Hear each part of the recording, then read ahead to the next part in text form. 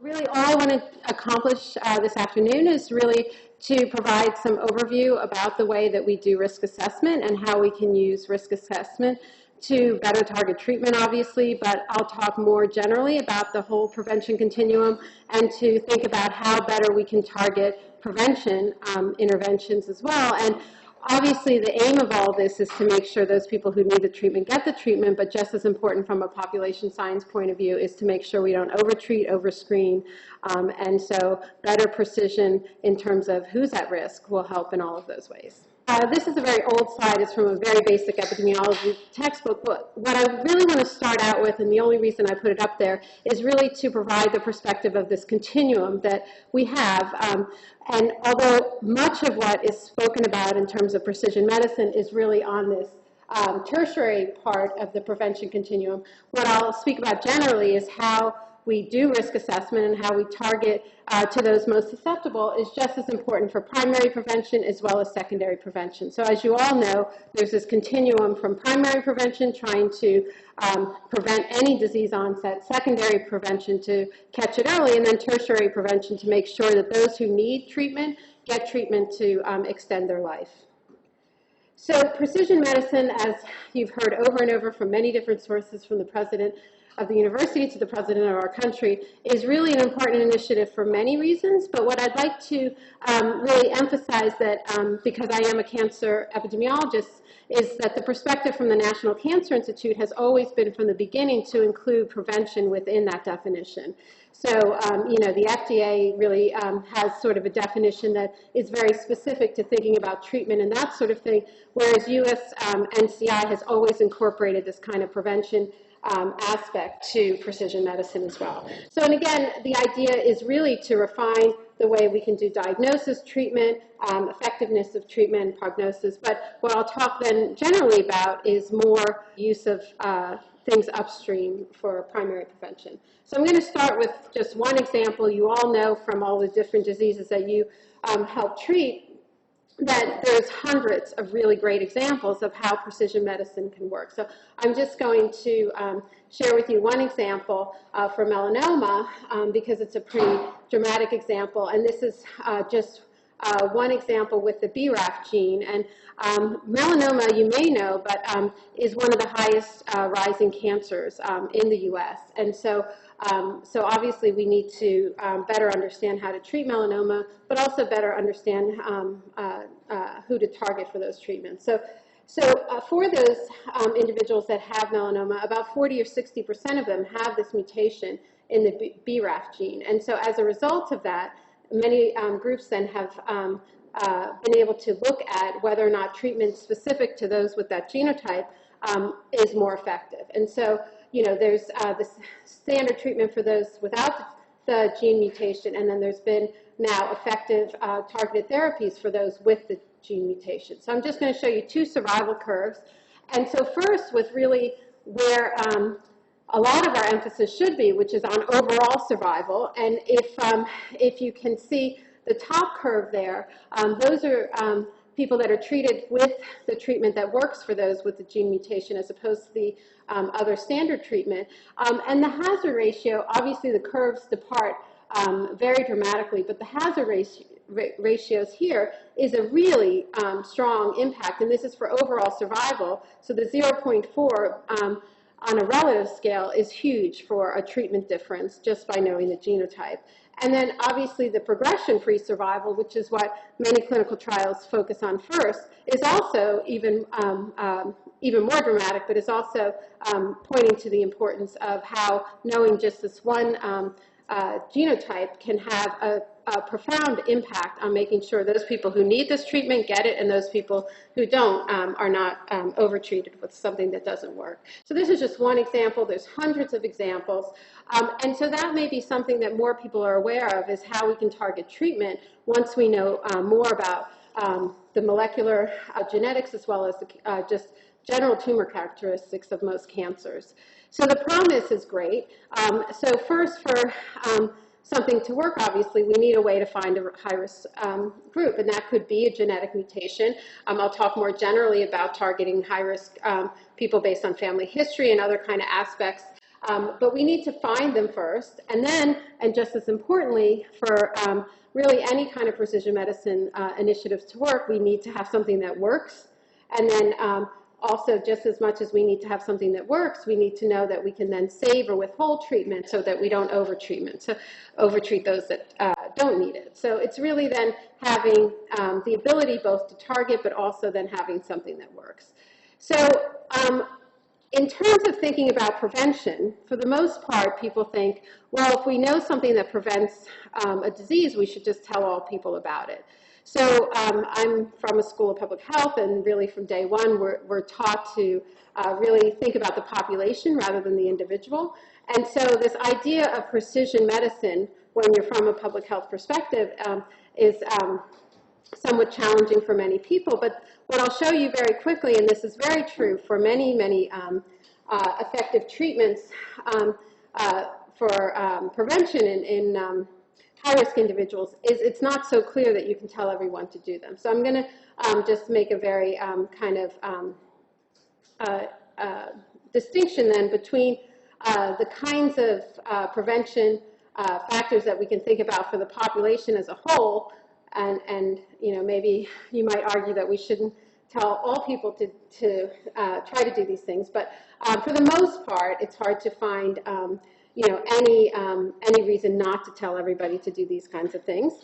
But then for many high-risk individuals, some of what could be the most effective prevention for cancer, and in particular I'm thinking about breast and ovarian cancer at this point, because those are some of the cancers that we specifically work very closely in.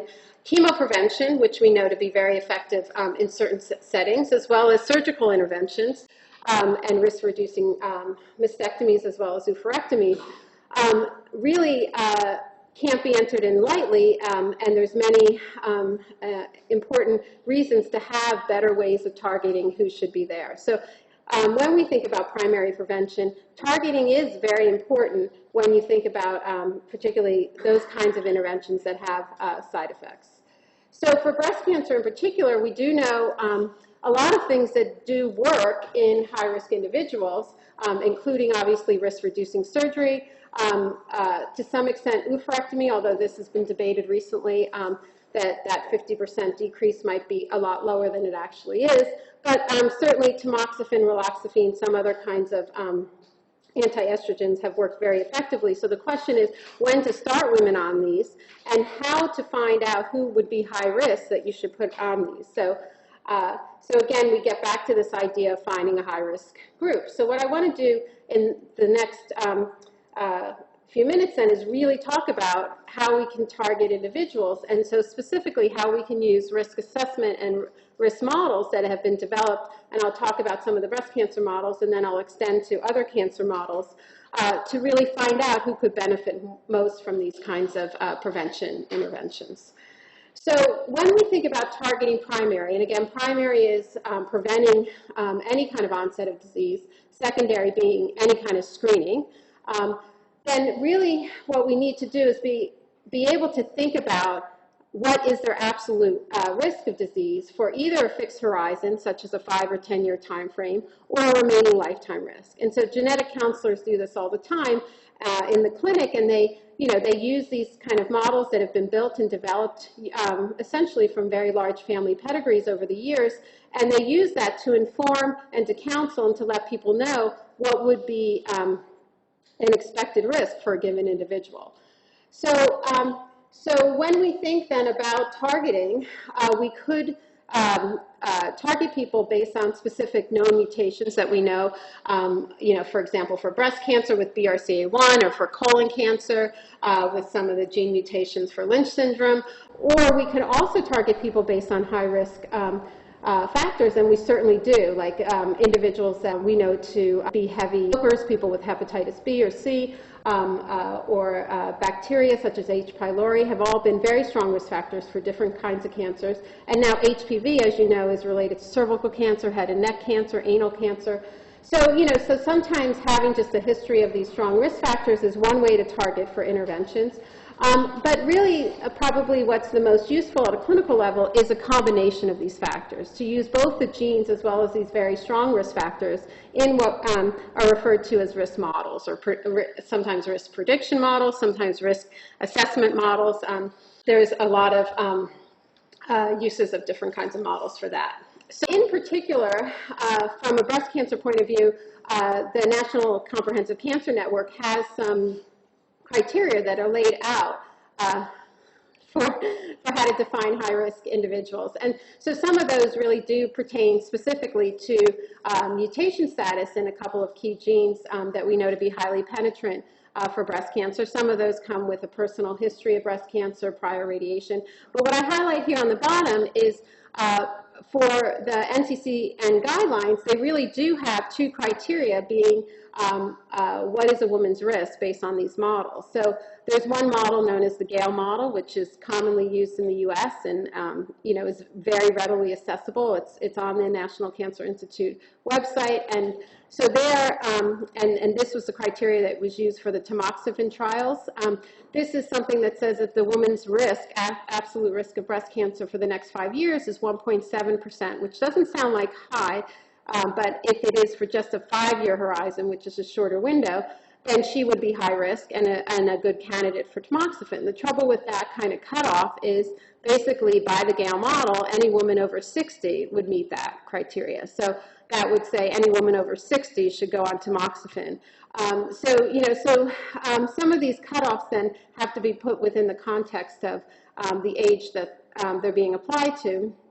And then the very last one is a common criteria now for thinking about how to get reimbursements for MRI screening and or risk-reducing surgery. And there the cut point is 20% or more lifetime risk. So usually, again, these cutoffs are used for clinical triggers to say, okay, this bucket of people are low risk and this bucket of people are high risk based on some cut point.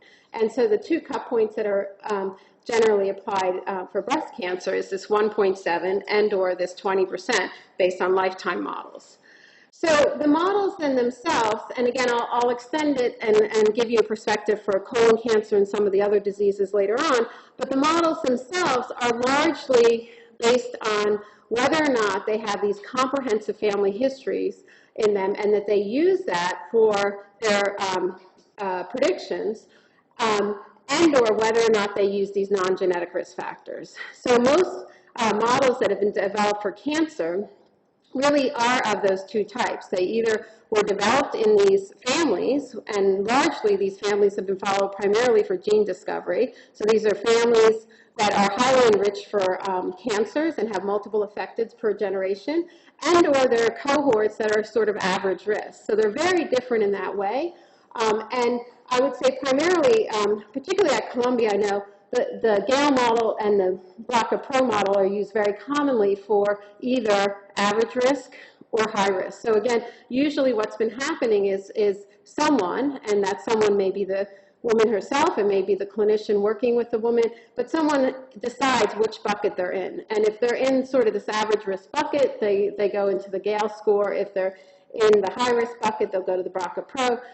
These other two models down here are of great interest because they now are extending some of these models to some of the genes that we know are very important for risk. And in particular, the very last model, which has been developed in Cambridge in the UK, it's the only model that exists right now that actually has what's referred to as a polygenic component, which means that they have not only the dominant genes, but they have this kind of underlying statistical assumption that there's a panel of genes, a latent panel of genes that they don't even have to specify, that is predicting risk. So it's a polygenic model that has in carrier status, but what it doesn't have is non-genetic risk factors. So as you'll see, there's no perfect model just quite yet, because some models are very good for non-genetic risk factors and some are very good for some of the what we know to be the genetic distribution of disease. So this is a challenge. Okay, so not all risk models are equal. I'm going to show you a couple different pedigrees. So these are pedigrees of families within our New York registry that we follow. And I know there's a few genetic counselors in the audience, so maybe you won't answer because you would get this answer like this. But maybe those of you who don't see pedigrees every hour of every day. So this is a family, obviously, the father has his hands full. There's 6 daughters here. And you can see that the person that's highlighted, she's 45. She had ovarian cancer already.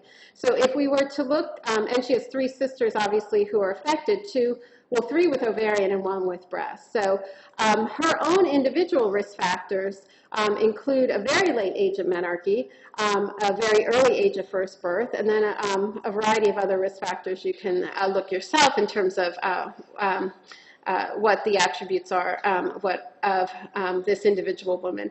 So based on this, you would probably say if we had to pick an average risk model or high risk model, we would probably want to use one of those high risk models for her because certainly she has a huge family history. So, so indeed, if we use the Gale model, she would be at 12% lifetime risk, which is average, 1 in 8. So that clearly isn't probably her risk, right? And it's probably way off.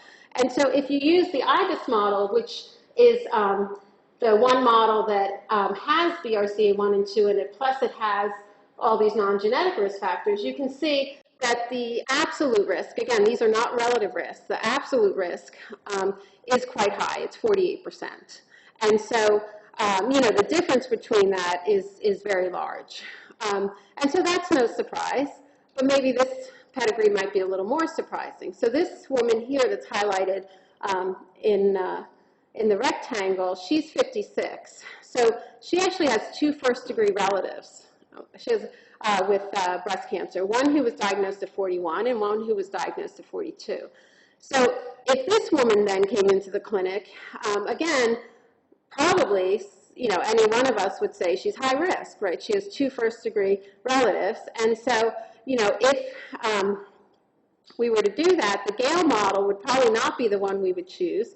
But the Gale model actually puts her at 47% absolute lifetime risk, whereas the IBIS model might be the one that we pick. And again, IBIS, because it's going to incorporate the multi-generational family history, it's going to take into consideration that the mother was affected at 41, the sister was affected at 42, and so probably this woman is not a BRCA 1 or 2 carrier. And you can see right over here, they actually, even though for this family we didn't have a blood sample, so we didn't actually know if she were a carrier, but the model itself takes into consideration that because she's already 56, she's likely not a carrier, or she would have had some sort of diagnosis already.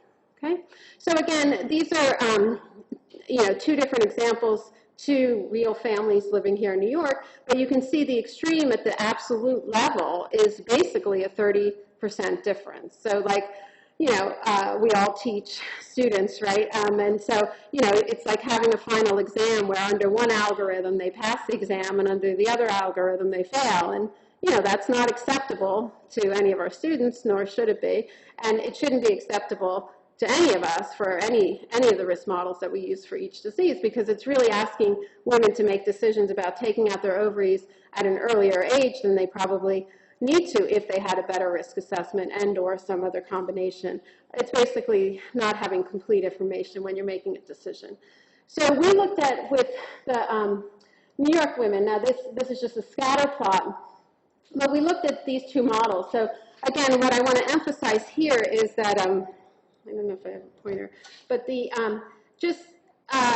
you know, the diagonal here would indicate that one model estimates are similar to the other model estimates. And as you can see, most of the cluster is above the line, suggesting that for the women that we follow, most of the estimates are higher from IBIS than it would be from a Gale, which is what we expect, because, you know, the cohort that we follow is enriched with a family history. So that's not surprising. But what's surprising is, to me, I think, is each individual crosshatch here is a woman. And so each one of these, you can see the extreme. Like under this one model, it's saying that she has a 90% lifetime risk of breast cancer, whereas under this other model, it puts her more at like an average population risk. So the point is not that these, you know, not that there's, overall on average a 0.4 correlation, which is pretty low generally. But the point is that for some individuals, there's really extreme differences in what these models show. Okay? So then you can take an approach, which some people do, which is to say, well, I'm going to use any model that puts someone above a 20% increased risk. Okay? So that may be, conservative, if you will, if you want to make sure absolutely that you make, you get anyone who's above a 20% lifetime risk, you get, the best, targeted prevention to them as well. But it also means you're going to get a lot of women that are not necessarily truly above 20% risk that are going to then have risk-reducing surgery because the models are just not that accurate. So here then is a comparison of two different models. The BOADICEA model, which again, the big difference with that model is it has this underlying polygenic assumption, which is absolutely more accurate to what we know is true, because we know there's at least 70 different genes that are important in addition to BRCA1 and 2. Compared to this side here then is looking at the IBIS model. So again, you don't see a huge clustering near the line, and what you see here is a big clustering above the line, suggesting that IBIS has higher risk estimates than this model here, and that's probably because the IBIS model incorporates non-genetic risk factors. So what this is suggesting is that even in this high-risk population of families that we follow, these non-genetic risk factors are important. So all of the red dots, this is the somewhat sobering aspect of what we do, all of these red dots are people that went on to have cancer. We've been following them 15 years, so all the red dots are people who went on to get cancer, and these are their estimates 15 years ago about what we thought they would get. And so you can see that if I were to use this NCCN cutoff of 20%, some people in this big rectangle never get cancer, and many people over here in this quadrant, and even in this very low-risk quadrant, which by either model they would be called low risk or average risk, there's a lot of red dots in this lower quadrant. So again, really what this is saying is that we're not really at a place where we can do accurate risk assessment.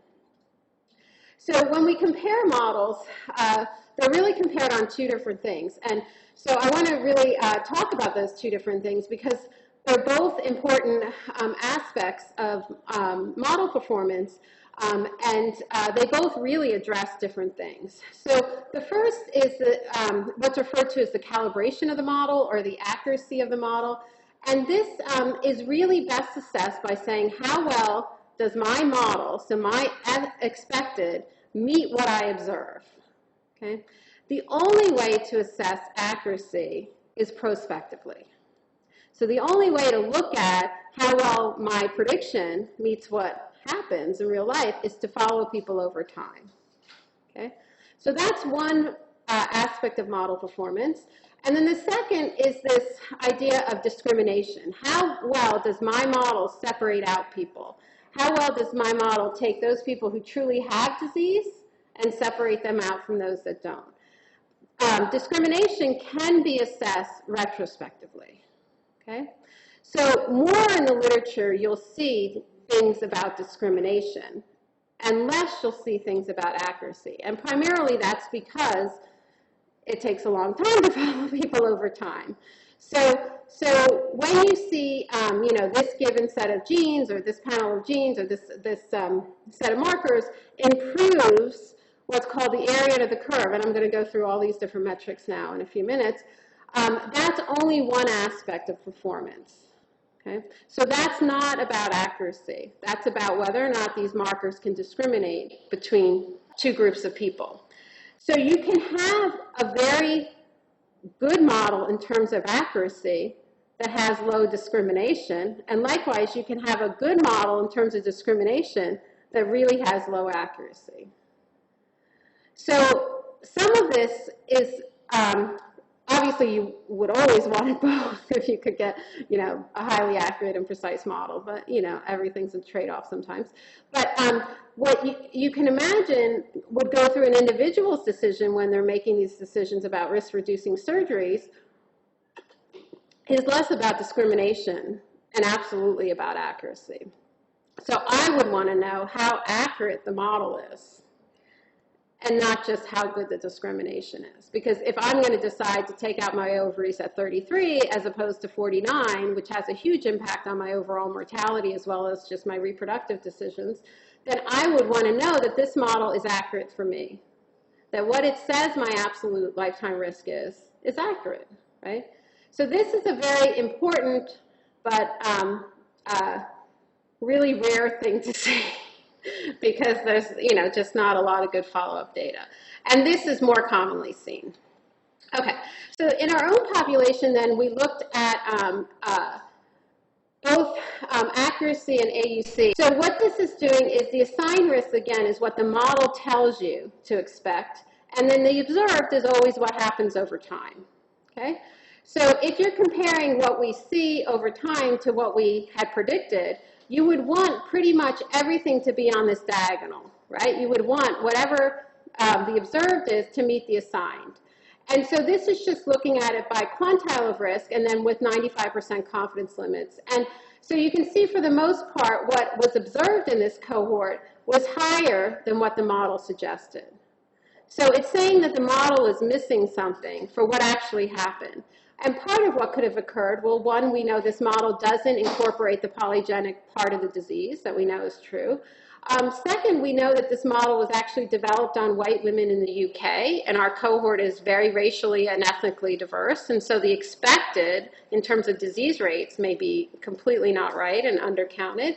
And then the model itself just doesn't have every risk factor in there. And so part of the problem, and this is not true for common diseases like cardiovascular disease, but it is very much true for the rarer diseases like cancer, is part of the problem with the models not being as good as they can be is there's not a lot of out-of-forecast sampling. So economists like to have a model, and then they like to see how the model predicts out of the sample that it was used to develop it. But because it takes so much time to prospectively follow people, there's just sometimes not enough,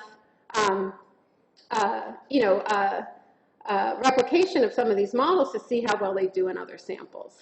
And here you can see that the BCRAP model, bless you, also underpredicts for these quantiles, but actually is pretty spot on for this group here. And so I just want to point out, because that's a, for us was not such an intuitive observation at first, because this is the highest risk group. And so this highest risk group is actually best served by this model for average risk women. So the reason that probably is because this highest risk group really are the BRCA1 and 2 carriers, and these are really the people where this model here, the way it incorporates family history, is really just asking how many first-degree relatives do you have. So in that way, that might be enough for these very high-risk individuals. So it's just something to consider, because one model, just to say that they're in this high-risk bucket, so they should use this model, no. In this sample, if they were in the high-risk bucket, they should have used this model. It was more accurate.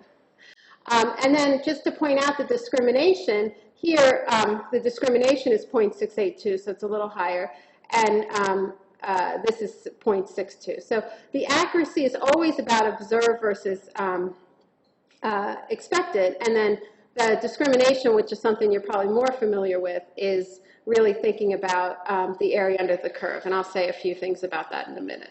So this is just then showing some of the other models, and again, just to emphasize that basically what has happened now over time is that this observed risk that we're seeing is really much higher than what the model assigned, okay? And another way that we saw that visually is just that there were a lot of red dots lower on that just weren't captured by this clinical cut point.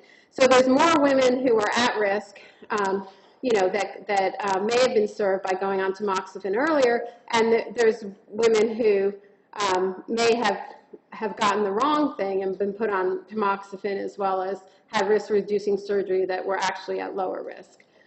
So what I'd like to do then is just talk about some of the challenges with respect to thinking about what it is that we want versus what it is that we have. So you've all seen this, in basic kind of screening classes about, the true positives, if this is our test result and this is the truth.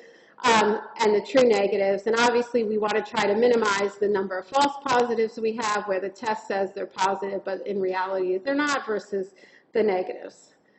So when we think about how then to apply something at a population level, whether it's thinking about targeted screening and or primary prevention, targeted interventions, we always kind of have to make these choices about cutoffs. So this article was published a long time ago, but is still, I think, a really, really excellent description of what it is that we should always be thinking about. And so here now, in terms of thinking about discrimination, I want to point out a few things. So when we think about discrimination, we're really thinking about how sensitive things are. So this blue distribution here is the distribution of the unaffecteds, and the red distribution is the distribution of the affecteds. Okay? So when we're thinking about what kind of cut point to use, in this case, generally thinking, most applications, people suggest, well, we can tolerate a 5% false positive rate. Okay? So you have to define what kind of false positive rate you want, and that actually then will define your sensitivity. So if this is our cutoff to say that these are the false positives, so these are the false positives because they're truly part of the unaffected distribution, it means based on that cutoff that we would have, in this case, a 25% sensitivity. Okay? So sensitivity, if, I'll just go back a second, sensitivity is really then saying what percent of this whole column falls into this cell. So we want sensitivity to be close to 100% because that means we have no false negatives. And likewise, specificity is how many people of this whole column fall into this cell. So when we think about that, the detection rate, because it's based on those who truly have the disease, the detection rate in this case is only 25%. So we would want a sensitivity that's actually much, much higher, right, before we use something clinically. So why is that happening? So mostly this is happening because these two curves overlap to some degree. That this marker, whatever this marker or screening test is, it's not discriminating because these diseases, these distributions are overlapping. Meaning whatever this marker is, it's not separating out the two distributions, okay? So that, in principle, is how we would think about what the sensitivity would be. So then we can think about, the examples that have been used over time for diseases in terms of screening for something, for example, like spina bifida. Now, this is just one marker. I know pregnant women now have a whole panel of markers. But you can see even back when one marker was used, so this is maternal serum alpha-fetoprotein levels, that using, again, this 5% false positive, saying I can tolerate 5% of patients coming back and getting a better test, right? Because the screen is just the sort of the crude knife, and then you bring them back to get a real diagnostic workup. I can tolerate 5% coming back, and you can see based on that cut point, then you get a sensitivity, right, of those people who truly have the disease, how many people we're classifying based on that cut point, of 91%. So this is a really great sensitivity. Why does that exist? Because this marker discriminates, okay? Whereas, what we're up against with chronic diseases, this is just heart disease, is that, with any chronic disease, it's multifactorial, it's genes, it's environment, it's interactions between the two. And so it gets very complicated to think something like serum cholesterol, for example, could ever be used by itself as a marker for heart disease. And as you know, clinically now, although you screen for cholesterol, you would really use more of a model like a Framingham score or some other kind of heart disease model that's been good in the clinic to really get at whether or not their 5, 10-year or remaining lifetime risk for heart disease puts them in a high-risk group. So here you can see that, that using a 5% cutoff here only gives you a sensitivity, or what's referred to as a detection rate, which is the same thing, of only 15%. So, so we looked at, again, using this 20% cutoff, what would happen with the sensitivity, again, comparing these two models that are used in high-risk women. And so this IBIS model has the advantage of having these non-genetic risk factors, and so you can get a higher sensitivity when you apply the model as it is, but when you take away the risk factors, the sensitivity goes down. So essentially what we did was, assumed we had no data on those women. The sensitivity goes up, down, but the specificity goes up. So again, as you learned, in the first class of screening, everything is a distribution. So where you cut something, like if we want a higher sensitivity, we would cut down here, but that means you have then a lower specificity. So it's always a trade-off between these two things in terms of thinking about where you're comfortable. Are you comfortable having more people come in for false positives? Or if something is a slow duration or something like that, you may be more willing to, to not have such a high sensitivity and wait a bit. So the challenge then, one challenge obviously that we talked about is that not all risk models are the same. The second challenge is really that the magnitude that we need for any kind of clinical screening that we think about and targeting is on a different scale than any of the risk factors that we would use.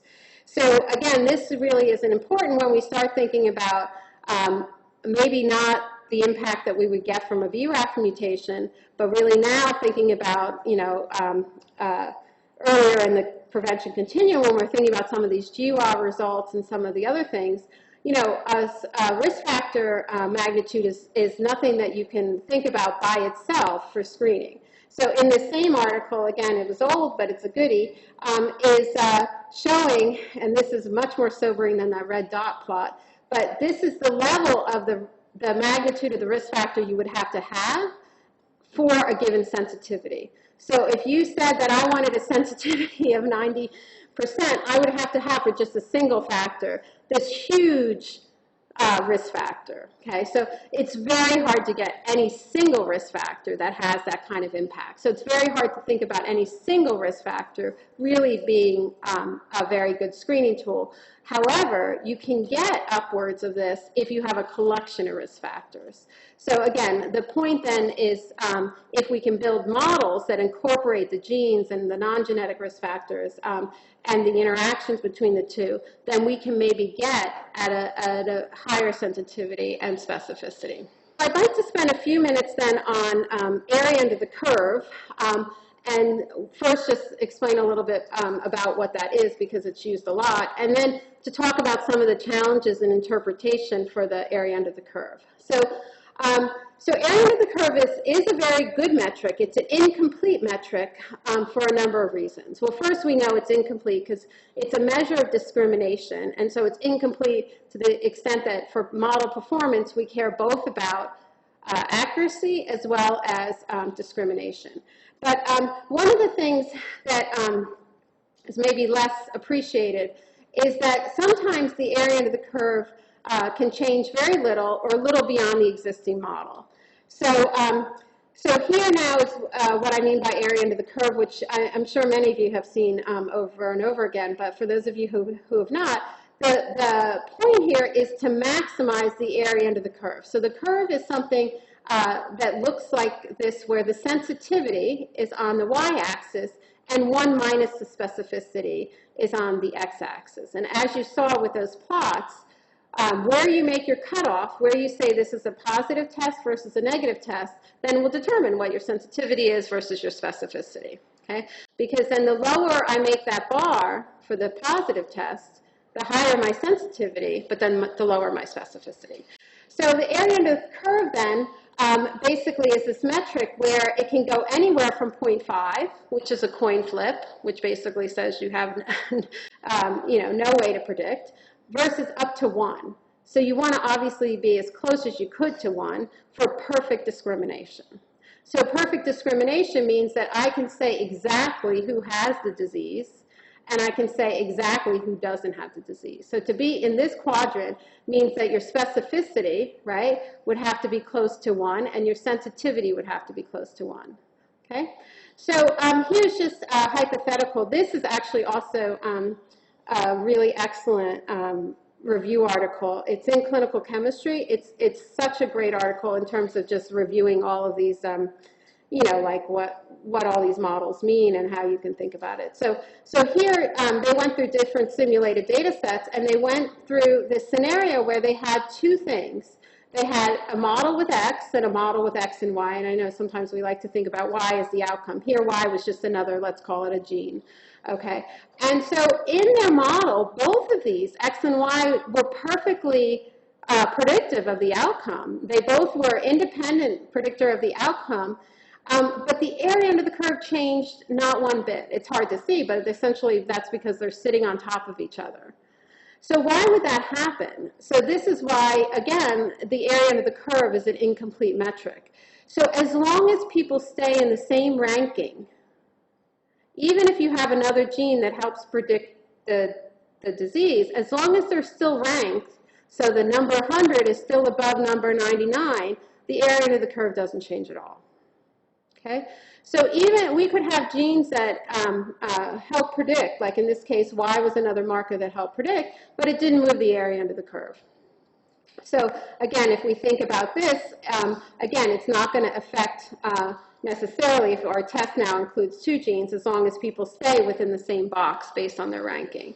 So here is just one example. This is an older example. You see these kinds of mistakes less, but you still see them. It's not a mistake so much as a overinterpretation. But I remember when this came out in New England Journal, you know, there was this whole push, oh, we have a panel of markers that predict prostate cancer. And certainly they do have a panel of markers that predicts prostate cancer, you know, so much that if you had greater than 4 of the high-risk alleles, and you had a 4.5 relative increase in prostate cancer, not absolute, but relative.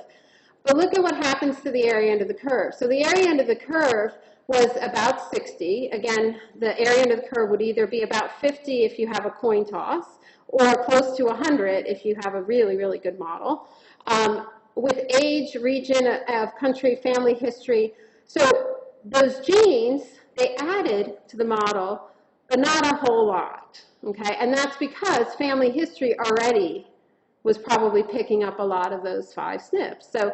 So again, is the question, should we run this gene panel, or should we, you know, does just the gene panel help, or we're already doing these things at the clinic, does it help over and beyond a good family history? And it may, or it may not, but it certainly should be tested, right? So again, this idea between thinking about tests that bring this bar down, so anytime this bar comes down, you're going to always have greater sensitivity, but it always has to come at the cost of the false positives. So there's no way to get more, you know, unless you have a way that builds a model that can change the area under the curve and change the ranking, okay? So, so here's a real-life example. So there's been many studies like this. So this is a cohort where they looked at what would happen from this Gale breast cancer model to what would happen if I added in mammographic density, which is a very important risk factor for breast cancer. In fact, over 20 states now have legislation that tell women they have to be informed if they have high breast density. And so, but you can see it does absolutely nothing to the discrimination, because a lot of the factors that were already in the model that predict breast cancer risk work through hormonal pathways and work through affecting breast density. And so it doesn't change the ranking, okay? It's not to say that it's not a useful thing, but then you have to weigh, should I take her mammogram, or should I ask her about when she went through menarche, how many kids she had, that sort of thing, right? So again, like, one might be easier than the other, but it needs to be thought about that it's you know, in terms of thinking about the time it would take to collect that.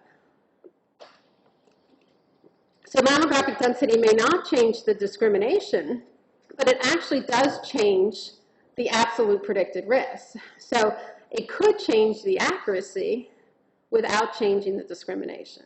And then it's a useful thing to add in. So this is a comparison of the 5-year risk with the density. So you can see it's all above this diagonal compared to here without it. So again, the importance of always thinking about accuracy versus discrimination. So again, the rank ordering itself can be preserved, meaning those people who were front of the line stay in front of the line, those people in the back of the line stay in the back of the line. But you still might actually get different expected risks, and then it does have value in that way. If those prostate genes gave you a different expected risk, then it can be very useful, right? So a better scenario, though, and one we aim for, is really thinking about if the area under the curve can improve. And so here, the interpretation, is usually a lot of enthusiasm, certainly a good publication, but it still doesn't mean that the model's accurate. So here's an example. This actually comes from, I think, that same Cook article in Clinical Chemistry. And so here, you can see the, now what we would be looking at is, here's a model without the marker, here's a model with the marker. So that marker is picking up something that the baseline model didn't have. So it's very useful from a discrimination point of view. Oh, this is from her article. So again, she goes through different scenarios of, how big that risk factor would have to be, and then how much it changes the area under the curve, which is also sometimes referred to as the C statistic. So in that case, when you see something like this, it could be really good then to incorporate in the clinic. If a new panel of genes pushes out the area under the curve, then it could be totally useful to incorporate. But until you have prospective validation, it still may not change the accuracy. So for clinical utility and making prevention decisions, whether it be primary or secondary, the area under the curve is just sometimes not a helpful metric in that way. So there's been a lot of other metrics. Again, I would refer you more to cardiovascular disease literature because because of the commonness of the outcome, they have a lot of prospective validation of different models and things. So another way to think about how a set of markers or a set of genes can improve risk assessment is to see what % would be reclassified. So this is a model with just X by itself. This is X and these new markers, and you can see what the shift is with that new marker, and then you could see how useful it would be to incorporate that within the clinical setting. So this is called the Net Reclassification Index. Again, for more description, I would refer you to this article, which is a very useful sort of like a textbook article. But I would also just get you to think about, because even in some of the best journals, this is in Annals of Internal Medicine, this whole paper was talking about how good this net reclassification index was, and certainly you can see that some of these markers do change the net reclassification index. So again, this is the % of patients that actually get reclassified into a higher score based on these new markers. But then their interpretation was that, adding these new markers to the Framingham risk score for heart disease improved the accuracy. It doesn't improve the accuracy of the model, but it does help discriminate. So the third challenge then is really that the marker itself, and again by marker I'm using any kind of combination of factors, may or may not change the area under the curve. But again, the area under the curve will not say anything about accuracy either, nor will these other markers of discrimination. So they're just different metrics, and it's useful to compare the two, okay? So again, if I'm an individual patient, I really would care more about accuracy, because if I'm making a big decision about going on, some medication or taking, risk-reducing surgery, I would care about accuracy. So where does accuracy come from? In that way, from a statistical point of view, accuracy is actually easier to think about probably than even models of discrimination and stuff. But essentially, it just comes from comparing the observed to the expected and doing that across subgroups. So the expected will come from whatever model you have. So the Gale model itself is a very sort of straightforward logistic regression where you have a set of risk factors, you have a set of interactions. The model itself will give you the expected, and then you just wait to see what happens for the observed. So it's pretty straightforward in that way. So here I just want to show you how, this is from the Women's Health Initiative, one of the largest cohorts, or the largest cohort of women's health in this country. They had a number of different tumor markers. And so it's really, I'm sorry, a bad copy, but just suffice it to say that, having estrogen receptor status or any of these things didn't actually change the area under the curve so much in terms of thinking about subgroups of ER positive, ER negative. I'm sorry, the only subgroup that was really kind of a coin flip was those that were negative. So basically, the Gale model predicted ER positive, PR negative, ER positive, PR positive, or some combination thereof. It just didn't predict at all ER negative cancer, which is really what we know because the risk factors that are in the Gale model, besides family history, really map to estrogen receptor positive or hormone receptor positive cancer. So there you see kind of the discrimination, but then look at what we can think about for the expected versus the observed. So this is where it can be very useful in thinking about subgroups. So when you put women or individuals into categories based on these Gale scores, you can see that the higher the category, so this group here, anything in this region here are usually women who are referred to tamoxifen. But you can see here are the expected, and then here are the observed, and then here is the observed to expected. And so only really in this highest quintile, the highest fifth, is the accuracy really spot on. Okay?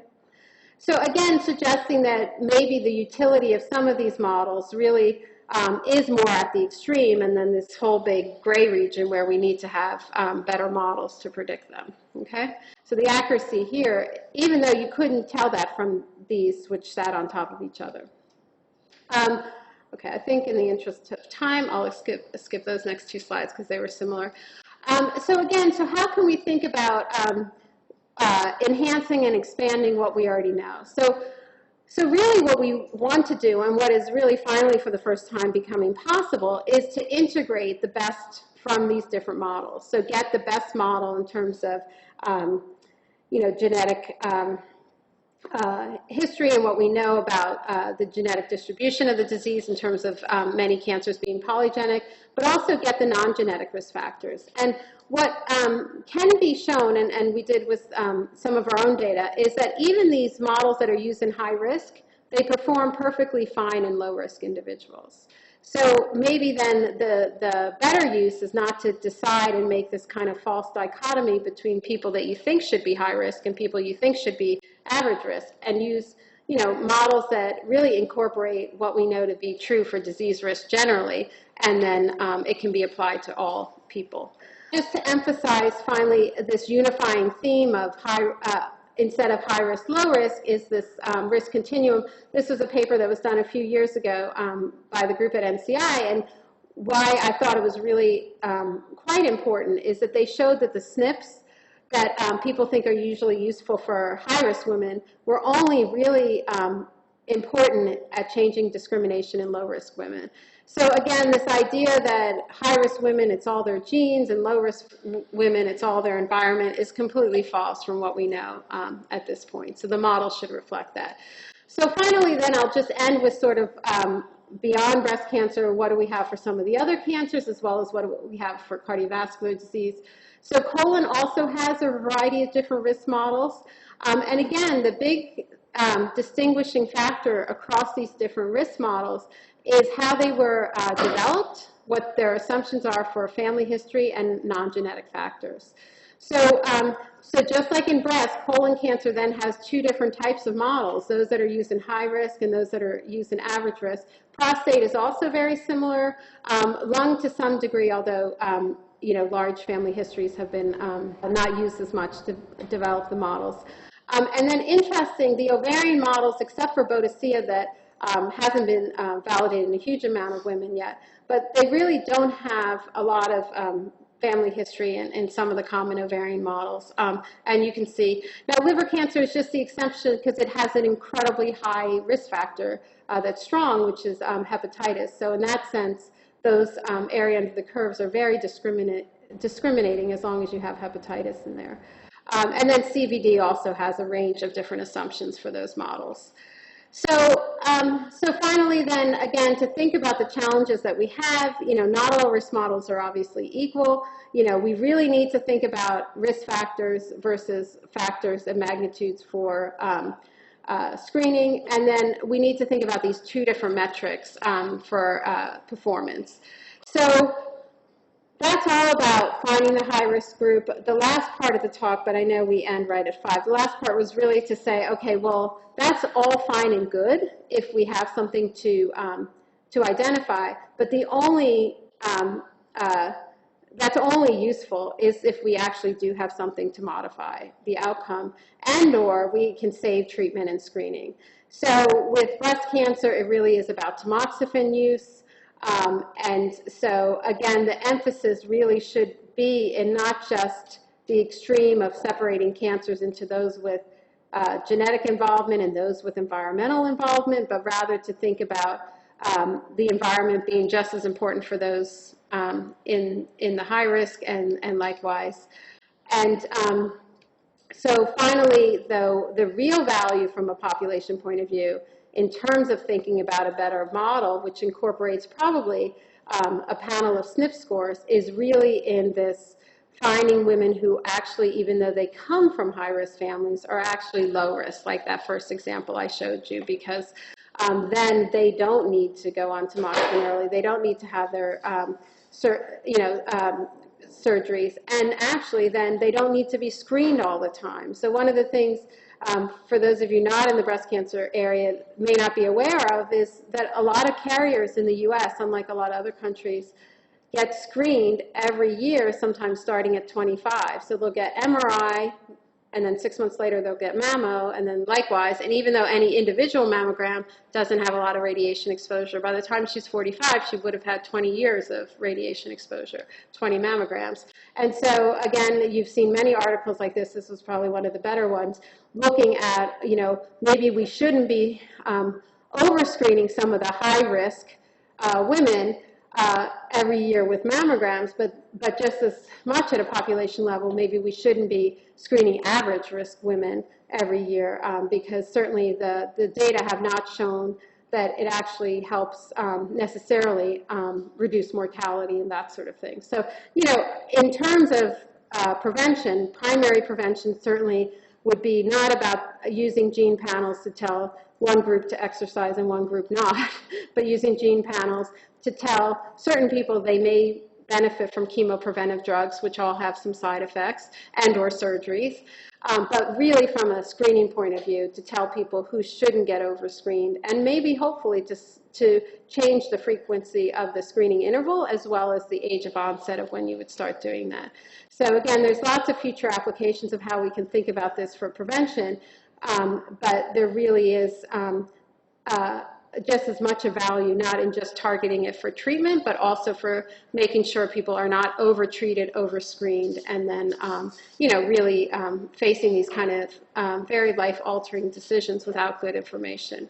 So I think this is finally my last slide. So again, the power of some of these genes in prediction is high. This is some of the carrier consortia that we contribute to. And so even within carriers, you can see that you get a range of risk, but also a better prediction from just adding some SNPs. And now the panels are, you know, closer to 70 or 100. So, you know, so for all women across the continuum, and men too, then for other cancers, the promise is really very important, because it really may help discriminate in terms of thinking about their overall absolute risk.